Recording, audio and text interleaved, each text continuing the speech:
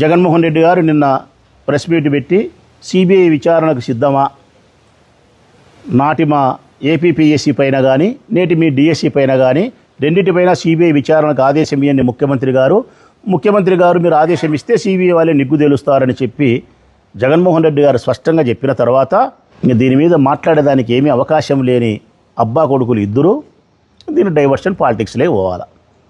అంటే ప్రజల దృష్టిని ఈ డిఎస్సి ఎగ్జామ్ నుంచి సిబిఐ విచారణ రెండింటిపైన ఈయన జగన్మోహన్ రెడ్డి గారు కోరినారనే అంశం నుంచి దృష్టిని మరల్చాల.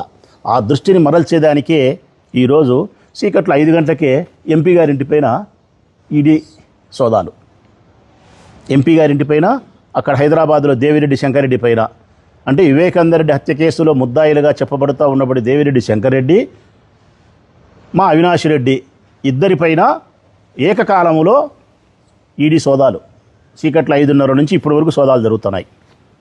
దేనికి ఈడీ సోదాలు, ఈ ఎన్ఫోర్స్మెంట్ డైరెక్టరేట్ సోదాలు దేనికి జరుగుతున్నాయి? ఈరోజు ఒకే ఒక కారణమే, డిఎస్సి ఎగ్జామ్కి సంబంధించి జరిగిన అవినీతి అక్రమాలపైన జగన్మోహన్ రెడ్డి గారు సిబిఐ విచారణకు గట్టిగా కోరిన తర్వాత కుడితిలో పడ్డ ఎలక మాదిరి మీరు సమాధానం చెప్పలేక ప్రజల యొక్క దృష్టికోణాన్ని మరల్చేదానికోసం, వివేకానంద రెడ్డి హత్య కేసులోకి మరల్చేదానికోసం ఎంపీ గారింటిపైన ఈడీ సోదాలని చెప్పి మీ ఏబిఎన్ ఛానల్లోనూ, టీవీ5లోనూ, ఈనాడులోనూ, వార్తల్లోనూ రావాలా, సోషల్ మీడియాలో వైరల్ కావాలా, ప్రజల దృష్టికోణం ఇందులోంచి మరల్చాలా. ఇంతే కదా మీ ఉద్దేశం?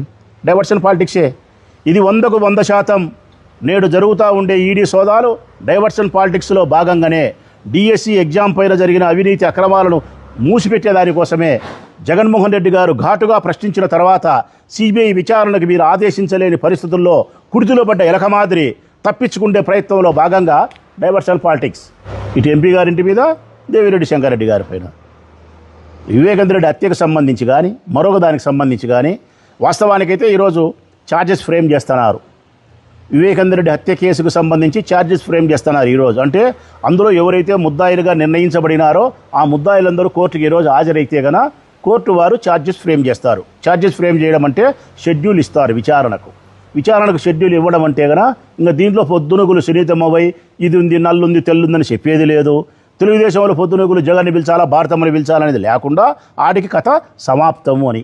ఆ కథ సమాప్తం కాకుండా దాని ఇంగారంత లాగాలనా, లేకుంటే డిఎస్సి ఎగ్జామ్కి సంబంధించి ఇతను దృష్టికోణాన్ని, ప్రజల దృష్టికోణాన్ని మళ్లించాలనా? ఇవి తప్ప వేరే కారణం ఏముంది?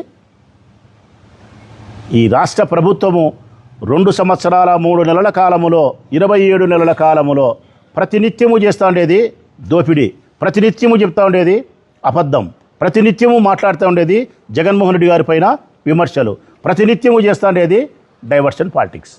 ఇంతే.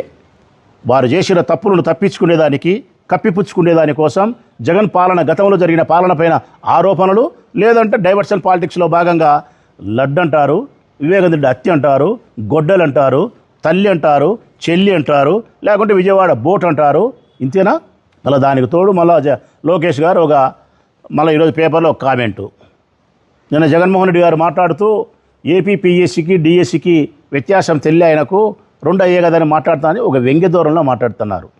జగన్మోహన్ రెడ్డి గారికి ఏపీపీఎస్సీ గురించి కానీ డిఎస్సి గురించి కానీ తెలియదా? డిఎస్సిలో ఏ ఉద్యోగాలు నియామకం చేస్తారు, ఆంధ్రప్రదేశ్ పబ్లిక్ సర్వీస్ కమిషన్ సంబంధించి ఏ ఉద్యోగాలు చేస్తారు, 5 సంవత్సరాలు ముఖ్యమంత్రిగా పనిచేసిన వ్యక్తి, అంత పెద్ద చదువులు చదువుకునే వ్యక్తి, అన్ని వ్యాపారాలు చేసిన వ్యక్తి, అంత తెలివైన వానికి తెలియదా? అదొక వ్యంగ్య ధోరణి. మాట్లాడేటప్పుడు, ఫ్లోలో మాట్లాడేటప్పుడు ఏదో ఒక మాట అటో ఇటో మాట్లాడితే దాన్ని పట్టుకొని వ్యంగ్యంగా మాట్లాడు. నేను అడుగుతా ఉన్నా లోకేష్ను, నువ్వు జగన్మోహన్ రెడ్డి గారిని ఏపీపీఎస్సీకి సంబంధించి కానీ డిఎస్సికి సంబంధించి కానీ ఎకతాళి చేయగలిగినంత భాషా పరిజ్ఞానం కానీ నీకు నేలకంత పలసగా ఉందే లోకేష్ బాబు? నీ నేలక మందం, భాష మీద పట్టు లేదు, తెలుగు పదాలు సక్రమంగా పలకలేవు, స్వాతంత్ర సమరయోధులు అంటే చెప్పలేవు, పామోలీలు అంటే చెప్పలేవు, సార్వభౌమాధికారం అంటే పలకలేవు, గవాచ్ అంటే చెప్పలేవు, కిటికీ అంటే పలకలేవు. నువ్వు నాకు తెలుసు చెప్తానా కదా, రోజు 10 పదాలను తప్పు పలకాల తెలుగులో.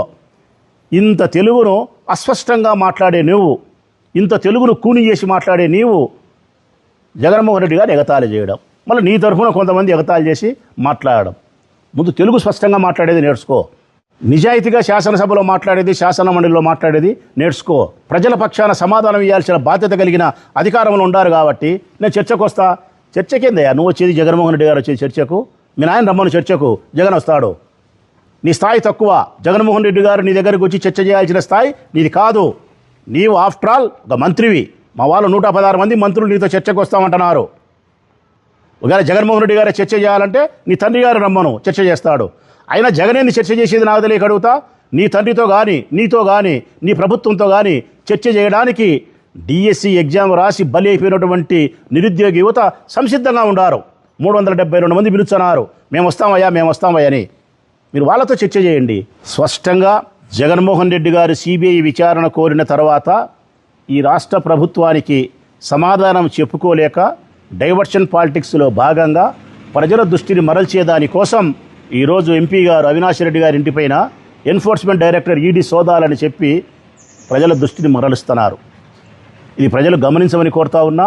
ఇట్లా ఉపాధ్యాయ ఉద్యోగ నియామకాల్లో ఇంత ఘోరమైన అవినీతికి ప్రభుత్వం పాల్పడితే వీళ్ళనా మనం ఎన్నుకునేది?